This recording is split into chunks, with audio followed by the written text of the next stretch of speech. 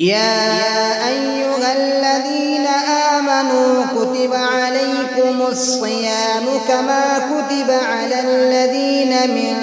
قبلكم لعلكم تتقون أياما معدودات فمن كان منكم مريضا أو على سفر فعدة من أيام أخر وعلى الذين يطيقونه فدية طعام مسكين فمن تطبع خيرا فهو خير له وأن تصوموا خير لكم إن كنتم تعلمون شهر رمضان الذي أنزل فيه القرآن هدى للناس وبينات من الهدى والفرقان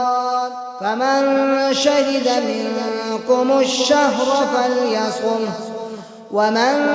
كان مريضا أو على سفر فعدة من أيام أخر يريد الله بكم اليسر ولا يريد بكم العسر ولتكملوا العدة ولتكبروا الله على ما هداكم ولعلكم تشكرون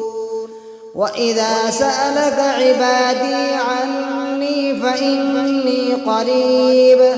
أجيب دعوة الداع إذا دعان فليستجيبوا لي وليؤمنوا بي لعلهم يرشدون أحل لكم ليلة الصيام الرفث إلى نسائكم هن لباس لكم وأنتم لباس لهن علم الله أنكم كنتم تختانون أنفسكم فتاب عليكم وعفى عنكم فالآن باشروهن وابتغوا ما كتب الله لكم وكلوا واشربوا حتى يتبين لكم الخيط الأبيض من الخيط الأسود من الفجر ثم أتموا الصيام إلى الليل ولا تباشروهن وأنتم عاكفون في المساجد تلك حدود الله فلا تقربوها كذلك يبين الله آياته للناس لعلهم يتقون ولا تأكلوا أموالكم بينكم بالباطل وتدلوا بها إلى الحكام لتأكلوا فريقا